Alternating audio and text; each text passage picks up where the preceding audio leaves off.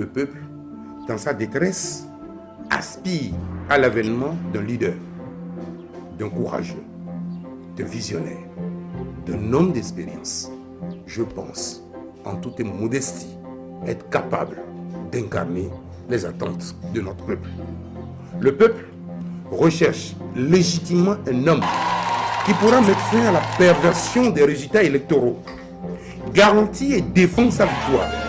J'en fais le serment d'en être capable.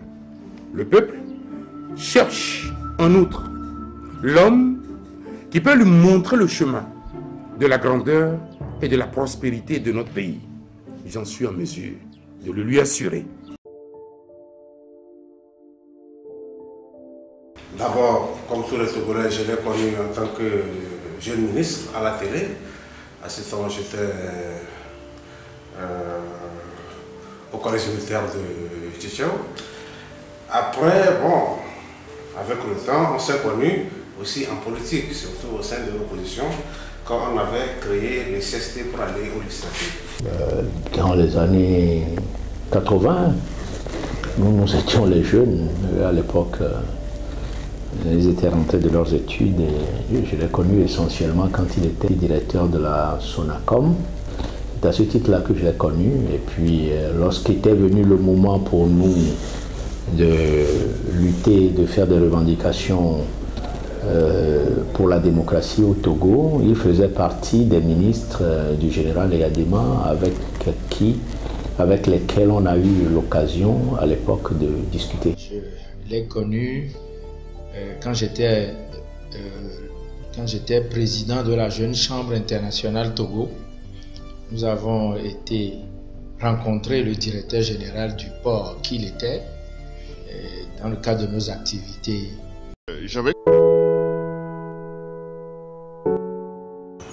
C'est quelqu'un de très dynamique.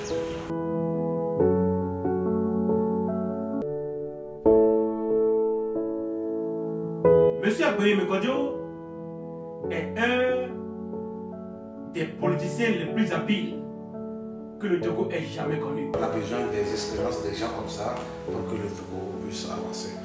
Si nous voulons faire de la démocratie. Selon Philippe de Saint-Robert, journaliste et écrivain, les hommes providentiels sont ceux dont le destin pose un grand moment de l'histoire qui, d'une certaine manière, les dépossède et d'une autre leur confère une liberté supérieure. Leur génie ne leur appartient aucunement, c'est le génie de l'histoire qui s'empare d'eux. Les temps forts de l'histoire de la politique au Togo ont été marqués par un homme, mais sans Gabriel Agboyi Mekodjo.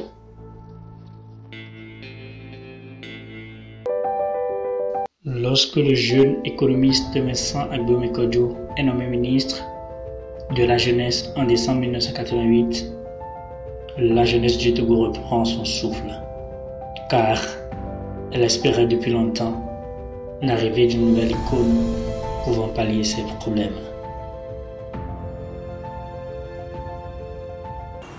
Il est devenu ministre de la Jeunesse et des Sports. Alors, il est rentré au gouvernement et j'y étais déjà. Et je dois dire que c'est quelqu'un de très dynamique et avec beaucoup d'imagination. Et quand je dis d'imagination, c'est qu'il avait beaucoup d'idées. Il a été préparé pour ça. Comme je dis, il était un membre de l'Assemblée de surtout la section jeunesse. Il a bien milité. Et il avait des idées claires de ce qu'il voulait faire. Alors, nous sommes les vieux on était des anciens du parti, et il était très respectueux. Quand il venait au conseil, ça allait tout le monde. Et quand il y a des débats, il y participait très activement en faisant des propositions concrètes. Alors, de quelle voie fait-on les grands dirigeants? Est-ce un transport subit du destin qui vous porte au sommet? Ou y a-t-il à la base une démarche volontariste personnelle qui prédestine, les deux certainement. Moi, je m'occupais des finances, donc d'économie et finances. Quand je présentais aussi mes dossiers, ce que j'ai constaté, c'est qu'ils prenaient soin de les lire avant de venir. Et quand on ouvre les discussions, ils faisaient des propositions, des suggestions pertinentes. Et ce qui m'a amené à avoir beaucoup d'estime pour lui, pour le travail qu'il faisait, pour la contribution qu'il apportait au Conseil des ministres. Au cœur de la cohabitation entre ces aînés, le jeune Kodjo apprend vite. Il est nommé en septembre 1991 ministre de l'Intérieur. Sa tâche sera assez lourde. Organiser le référendum constitutionnel du 27 septembre 1992.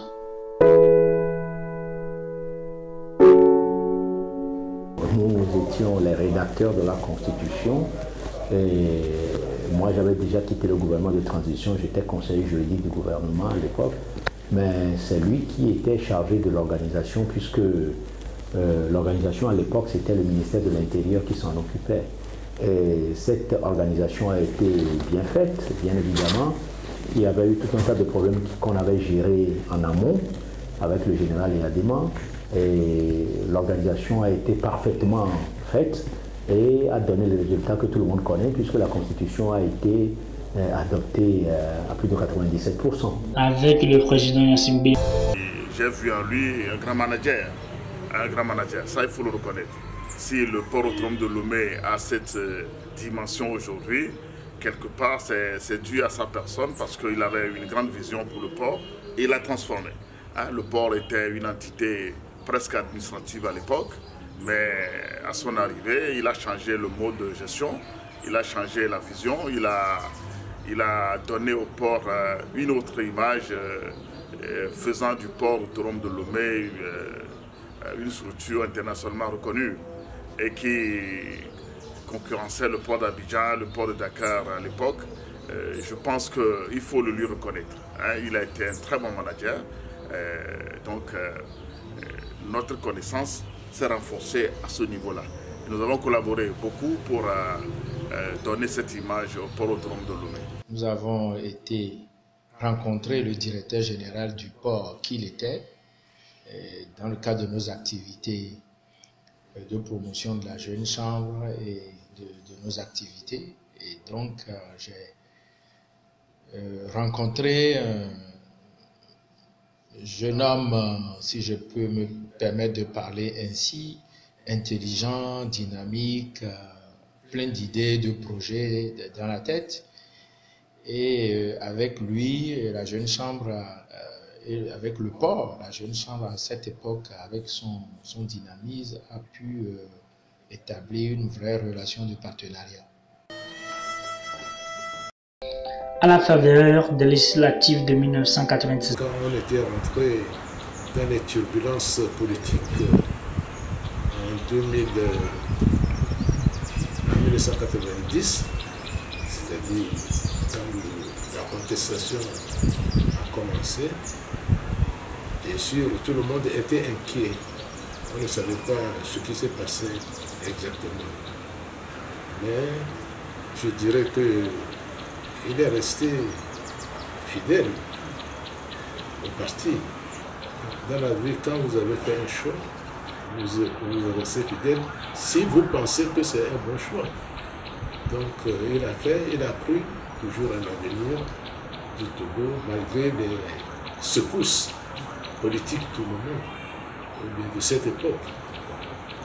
Sous le président de l'Assemblée nationale, Kodjo Messan Abiomé, l'Assemblée exerce effectivement ses prérogatives de contrôle de l'action gouvernementale par l'interpellation régulière des ministres ou des commissions d'enquête parlementaires, ceci pour éclairer le peuple sur ces sujets de préoccupation.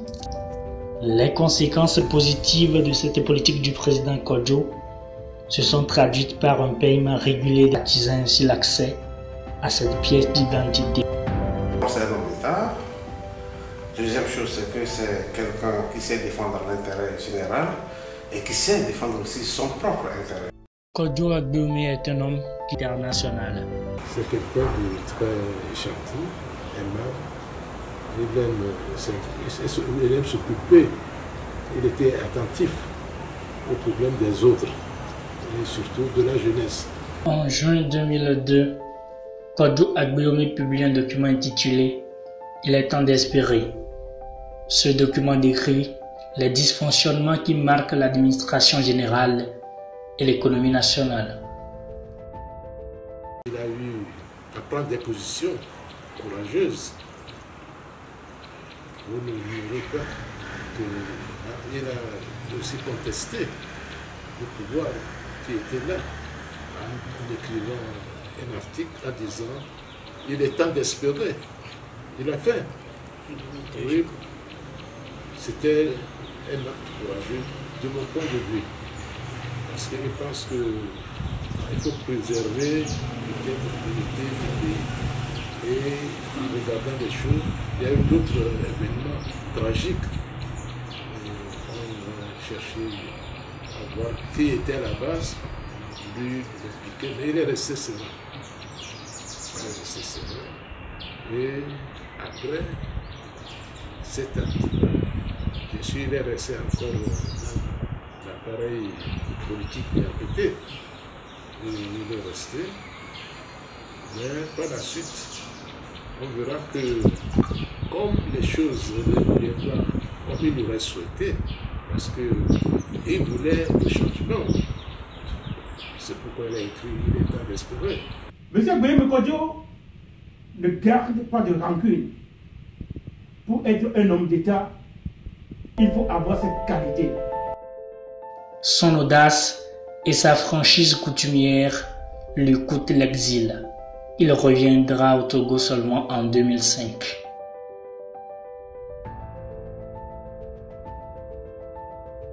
Lorsque Agbeome Kodjo, après son exil, a volontairement décidé de rentrer dans son pays, comme vous le savez, il est rentré par voie terrestre à partir du Bénin, et il a été à ce moment-là arrêté, conduit en prison, sur le fondement d'une procédure pénale qui avait été diligentée contre lui. On lui reprochait d'avoir détourné environ ou un peu plus de 4 milliards de francs CFA du port autonome de Lomé. Je faisais donc partie des avocats que Agbeome Kodjo a sollicité pour assurer sa défense, et je l'ai fait d'ailleurs avec beaucoup de plaisir. C'est à ce moment-là que je l'ai connu encore un peu plus, on va dire, et j'ai pu comprendre que ce qu'on lui reprochait était totalement infondé. Mais on n'a même pas eu besoin, si vous voulez, d'aller dans le fond de l'affaire, même si le dossier était vide. On n'a pas eu, je dirais, ce n'était pas nécessaire d'aller jusque-là, puisque les faits étaient reprochés à M. Agbeome Kodjo, étaient frappés de prescription. Et donc, c'est sur le terrain de la forme qu'on a pu réussir à le sortir d'affaire. La politique étant sa passion, Agbeome Kodjo crée en août 2008 son propre parti politique dénommé Organisation pour bâtir dans l'Union un Togo solidaire OBU.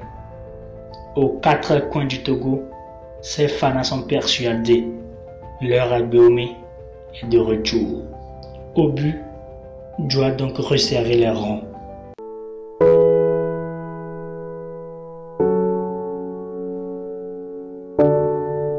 La participation de OBU aux élections présidentielles de 2010 était vraiment un événement parce que le parti venait de naître et puis il y avait un certain engouement. Il y avait des réunions un peu partout dans les quartiers de Lomé. Moi je voyais les gens se réunir tantôt au lycée technique, tantôt un peu partout. Il y avait des cercles de OBU un peu partout. Je ne savais pas ce qui se passait, mais après, j'ai appris que c'est le parti de M. Agbeome Kodjo qui réunissait les gens. Et il y avait à l'époque cette affaire de crédit, crédit aux femmes. Si vous adhérez au parti, si vous participez à un certain nombre de réunions, on vous fera un crédit. Et donc, il y avait un certain engouement, parce que les populations togolaises cherchaient un messie qui pourrait les délivrer de leur souffrance, de leur misère.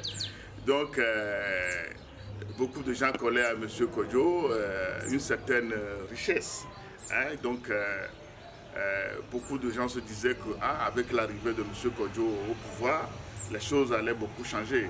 Et donc, il y avait cet engouement. Les gens voulaient avoir du crédit pour pouvoir booster leurs affaires. Et en même temps, beaucoup de gens espéraient que son arrivée au pouvoir changerait beaucoup de choses.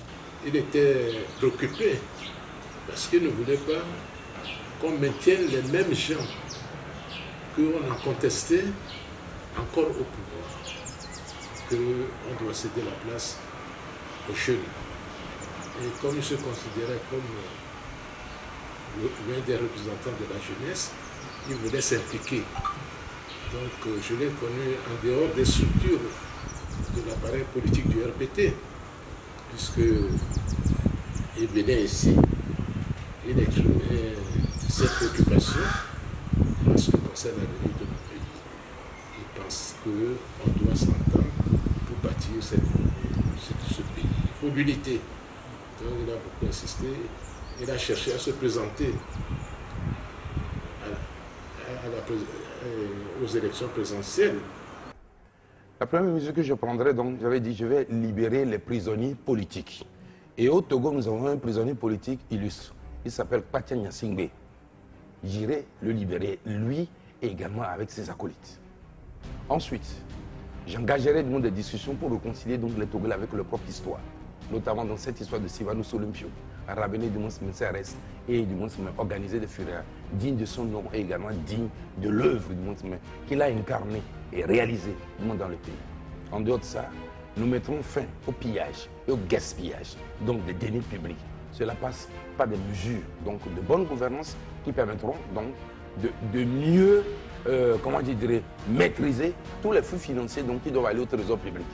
À partir de ce moment-là, je peux du moins rapidement améliorer le pouvoir d'achat donc des uns et des autres, c'est-à-dire relever, si vous voulez, les salaires, le niveau des salaires au niveau de la fonction publique. Nous avons envisagé également que pour cette année 2010, tous ceux qui partiront du moins à la retraite auront donc 12 mois de salaire brut.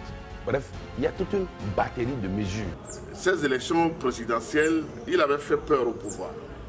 Et le pouvoir ne voulait même pas qu'il soit candidat. M. Agbeyome est un homme courageux, qui n'aura pas peur de tout faire pour aider le peuple togolais à dégager le régime FPT uni. Son entrée en campagne doit provoquer une guerre éclair, un effet Plast. Il veut contrer Faure Nyasingbe, le candidat qui domine depuis 5 ans. Le peuple, dans sa détresse, aspire à l'avènement d'un leader, d'un courageux, d'un visionnaire, d'un homme d'expérience. Je pense, en toute modestie, être capable d'incarner les attentes de notre peuple. Que M. Kodjo était l'homme de la situation parce que il avait fait le pouvoir, il avait fait le système, il connaissait le fond et le fonctionnement, l'esprit du système. Et donc, c'était le meilleur candidat pour pouvoir faire face au pouvoir. Mais les autres n'avaient pas compris. Et donc, après moult tractations, finalement, le FRAC était né, mais seulement avec deux partis, notamment l'UFC de l'époque et notre parti au but, parce que les autres avaient refusé. Donc si M. Kodjo aussi avait refusé de rentrer dans ce regroupement, le FRAC ne naîtrait pas, ne serait pas né. Et donc nous avons conseillé d'accepter, mais malheureusement, à son retour du pays, celui avec qui il avait formé ce regroupement, qui était le FRAC, n'avait pas eu un comportement correct vis-à-vis de notre parti. Donc on a dit que notre candidature devrait être remise en selle. C'est ce qui a été fait. Donc nous commencions un peu la campagne tardivement compte tenu de tous ces éléments. Et donc, on a commencé la campagne tardivement, mais on a pu circuler dans tout le pays, malgré nos faibles moyens. On a pu circuler dans tout le pays et les résultats au nord étaient un peu plus intéressants que les résultats au sud. Au nord du pays, notamment dans les régions de Kara et même vers Dapaon, beaucoup de gens avaient apprécié M. Kodjo et donc étaient beaucoup plus favorables à sa candidature. Nous sommes confiants que, tel que nous avons démarré notre campagne, il n'y a donc pas une grande caravane à l'intérieur de la ville de Lomé. L'enthousiasme que les populations ont exprimé par rapport à cette caravane et par rapport aux candidats de la formation politique au but, tout cela confirmé par le grand meeting de Palimé, me laisse augurer que le 4 mars au soir, au but sortira donc victorieuse de cette compétition électorale. Dans ce match des titans, l'excès de confiance est partagé.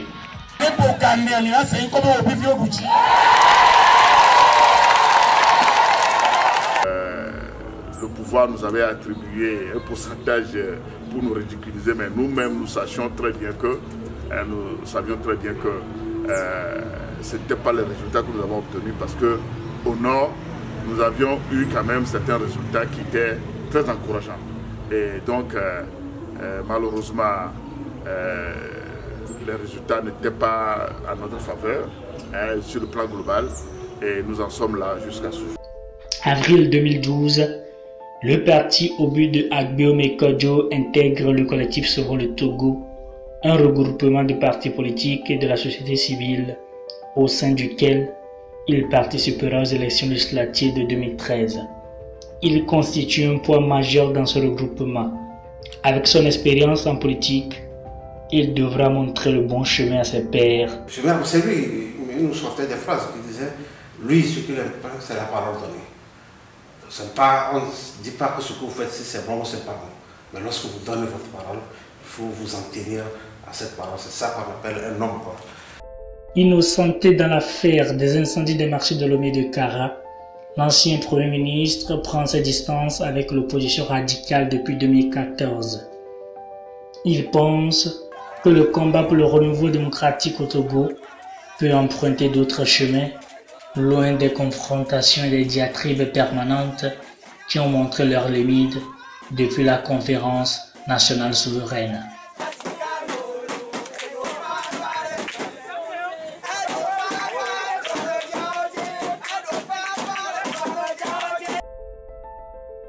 En 2015, Agbeome Kodjo ne participera pas à l'élection présidentielle. Il a sa raison. Quand on a 7 contre 1 pour un scrutin à un tour, moi je dis, si le candidat d'en face ne bat même pas campagne, la division de l'opposition donc lui permet de tout le monde de remporter les élections. Agbeome Kodjo est un homme politique sans langue de bois. Il est d'une franchise coutumière. Même dans ce type de talk, il le démontre. On soit un peu plus précis pour que les téléspectateurs comprennent un certain nombre de choses. De tous les acteurs de la classe politique aujourd'hui, à qui il faut donner la responsabilité de ces échecs des réformes et aussi de cette division qu'on observe au sein de la classe politique. À l'ANC de Jean-Pierre Fabre. Nous sommes tous des Togolais et donc il faut trouver une formule de rassembler tout le monde. Et le fait que le pouvoir s'affronte systématiquement avec l'opposition n'arrangeait pas le peuple togolais.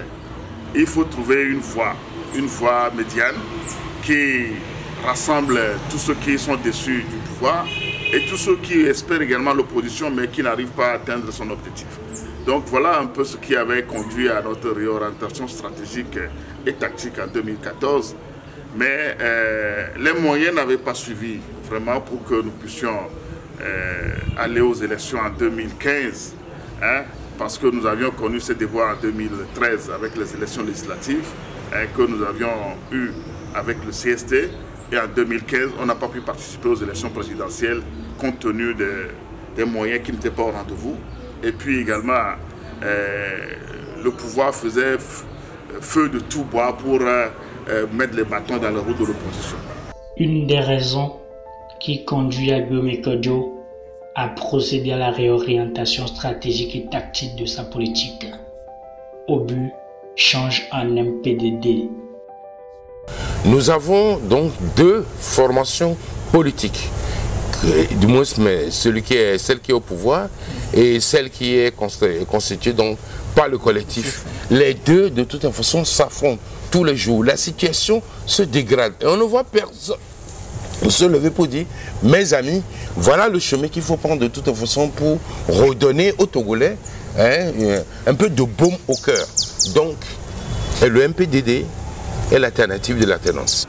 Le changement de Obu en MPDD, c'est juste parce que nous voudrions redonner de l'espoir aux Togolais en leur disant que ni le pouvoir actuel qui est incarné par le système uni, RPT uni, et l'opposition qui est incarnée par l'aile radicale de l'opposition incarnée par les partis qui se disent les plus opposants, et nous considérons que c'est des fausses routes.